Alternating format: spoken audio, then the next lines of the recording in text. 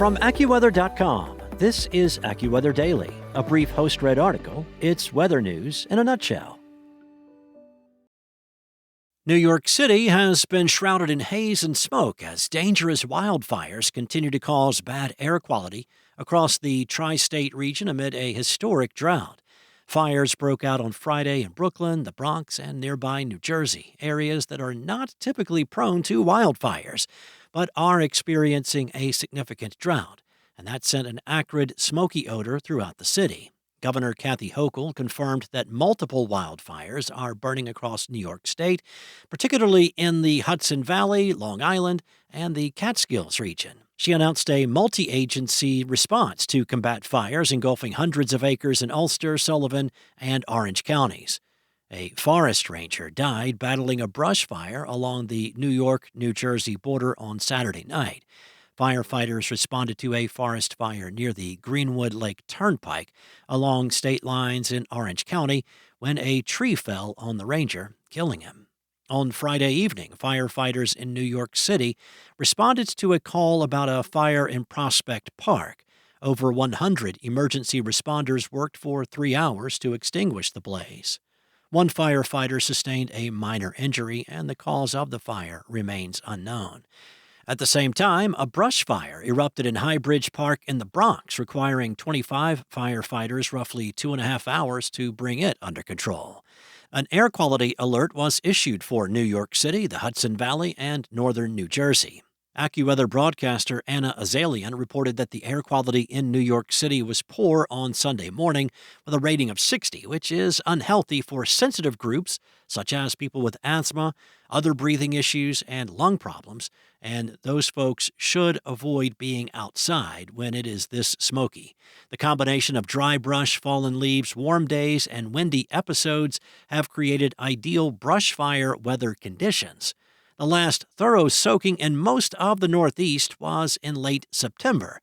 The dry conditions have not only increased the risk of wildfires, but have also caused streams and reservoirs to drop to low levels. Many bogs and ponds in New Jersey have dried up. While AccuWeather meteorologists say rain is coming to the Northeast in the near future, it may not have a huge impact on the drought conditions that continue to build in the region.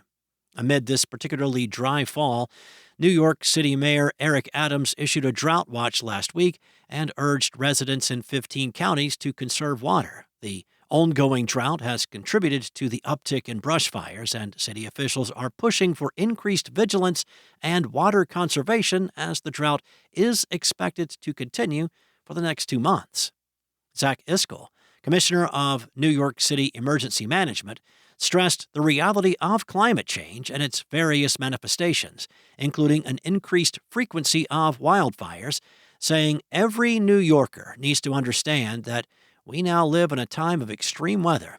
Climate change is real. It's here. Generally, when you think about climate change, you think of floods. You think of rising sea levels. But the fact is, it manifests itself in a lot of different ways. Amid the air quality concerns, the New York City DEC has recommended that sensitive groups reduce strenuous outdoor activities, take extra breaks when outdoors, and monitor for symptoms related to poor air quality, such as coughing or shortness of breath. Those with asthma or chronic lung conditions are advised to keep quick relief medication on hand or stay inside. As fall foliage has reached its peak and has faded across most of the United States, trees are shedding their leaves. Of course, when those leaves fall, homeowners wonder, should I rake these leaves in my yard or just let nature take care of it? Well, there's no definitive answer, but here's a few things to consider, starting with the reasons to rake.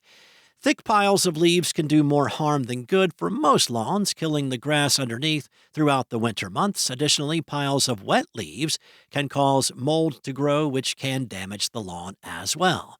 Pests such as mice and voles can also use the leaves to thrive. Okay, so how about some reasons not to rake the leaves? Allowing some leaves to remain on your lawn can benefit both the yard and various insect populations.